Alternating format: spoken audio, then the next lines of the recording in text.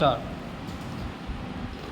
कोई भी समाज तभी सभ्य और समग्र रूप से विकसित कहलाता है जब उसमें ऊंच नीच और किसी तरह के मतभेद की कोई दीवार नहीं होती तथा सबको उसके हिस्से का अधिकार मिलता है।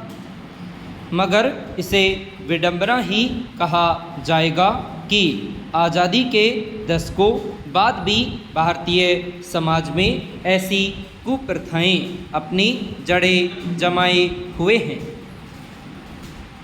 जहां पुरुषवादी मानसिकता के कारण महिलाओं को कमतर आंका जाता है और उन्हें शारीरिक एवं मानसिक रूप से प्रताड़ित किया जाता है। दहेज प्रथा भी इनमें से एक है, जिसके खिलाफ सख्त कानून होने के बावजूद उस पर रोक नहीं लग पा रही है। दहेज के लिए महिला का उत्पीड़न करने या उसकी हत्या कर देने की घटनाएं अक्सर सामने आती रहती हैं।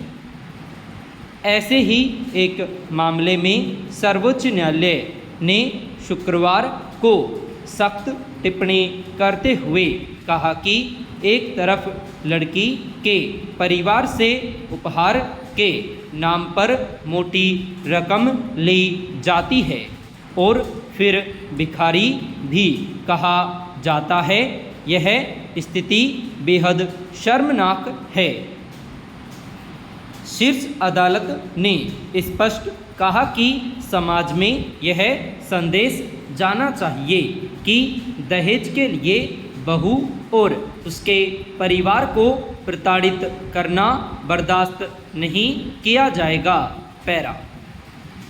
सवाल यह है कि जब देश में दहेज के खिलाफ कड़े कानूनी प्रावधान लागू हैं तो आखिर इस कुरीति पर अंकुश क्यों नहीं लग पा रहा है। जाहिर है कि यह हमारे शासकीय तंत्र और सामाजिक व्यवस्था में खामियों का ही नतीजा है, जिसका खामियाजा महिलाओं और उनके परिवार को भुगतना पड़ रहा है। राष्ट्रीय अपराध रिकॉर्ड ब्यूरो के आंकड़ों के मुताबिक देश में वर्ष 2017 में दहेज हत्या के 7,466 मामले दर्ज हुए थे, जबकि वर्ष 2024 के दौरान ऐसे 5,737 मामले दर्ज किए गए। इसी वर्ष 2023 में दहेज प्रताड़ना से जुड़े 15,000 से अधिक मामले दर्ज हुए। NCRB के ही अनुसार 2024 में दहेज हत्या के 5,737 मामले दर्ज किए गए, यानी वास्तविक स्थिति अब भी गंभीर बनी हुई है। ऐसा इसलिए है क्योंकि कई मामलों में महिलाएं मानसिक और शारीरिक प्रताड़ना का सामना करती है, लेकिन सामाजिक दबाव, परिवार की बदनामी और जागरूकता के अभाव में वे पुलिस में शिकायत दर्ज नहीं करा पाती। पैरा। इसमें दो राय नहीं कि दहेज प्रथा को समाप्त करने के लिए कानूनी और सामाजिक मोर्चे दोनों पर गंभीरता से काम करने की ज़रूरत है। जब तक समाज की सोच में बदलाव नहीं आएगा और महिलाओं को व्यापक स्तर पर उनके अधिकारों के प्रति जागरूक नहीं किया जाएगा, तब तक कानून बनाने का मकसद और उसका प्रभावी क्रियान्वयन भी अधूरा ही रहेगा। सर्वोच्च न्यायालय ने भी साफ कहा है कि आखिर लड़के शादी क्यों करते हैं अगर बाद में लड़की और उसके परिवार का अपमान ही करना होता है। दहेज के लिए मानसिक और आर्थिक दबाव डालना एक गंभीर अपराध है और ऐसे मामलों से सख्ती से निपटा जाना चाहिए। यह विचित्र बात है कि समाज में दहेज प्रताड़ना को सामान्य घटना मान लिया जाता है, जिस कारण कई बार पुलिस की ओर से भी पीड़ित पक्ष की शिकायत दर्ज करने के बजाय दोनों पक्षों में सुलह कराने को प्राथमिकता दी जाती है। ऐसे में ज़रूरत इस बात की भी है कि दहेज से जुड़े मामलों को हर स्तर पर गंभीरता से लिया जाए और सरकारी जांच तंत्र में व्याप्त खामियों को दुरुस्त कर उसे संवेदनशील एवं जवाबदेह बनाया जाए। पैरा। पंजाब में स्थानीय निकाय चुनावों के नतीजों में जो तस्वीर उभरी है वह आम आदमी पार्टी की स्पष्ट कामयाबी को दर्शाती है।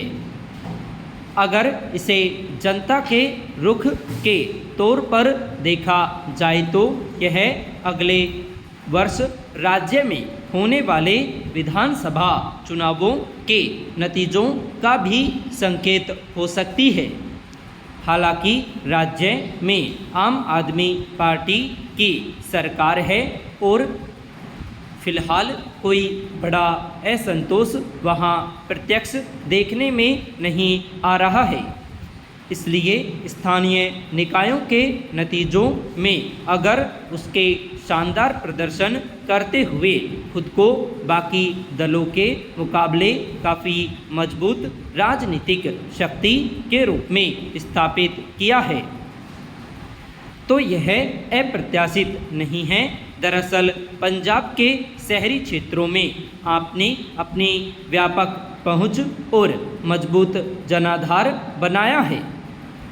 अब इन चुनावों में पार्टी ने अच्छा प्रदर्शन किया और 8 नगर निगमों में से 5 पर जीत हासिल की।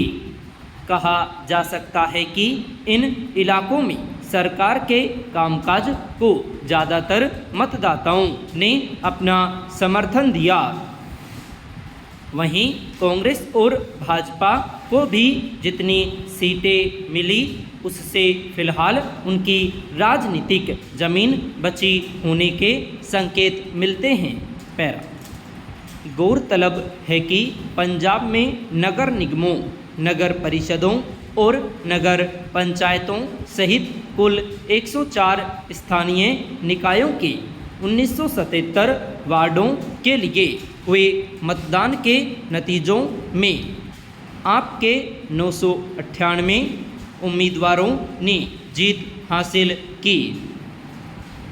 वहीं 397 वार्ड पर जीत के साथ कांग्रेस की भी संतोषजनक उपस्थिति बनी रही, जबकि शिरोमणि अकाली दल ने 191 और भाजपा ने 172 वार्डों पर जीत हासिल की।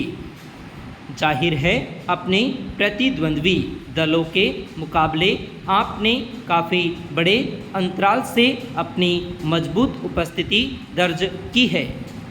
पिछले स्थानीय निकाय चुनावों से तुलना करें तो तस्वीर में बड़ा फेरबदल हुआ है और आपने बड़ी उपलब्धि हासिल की।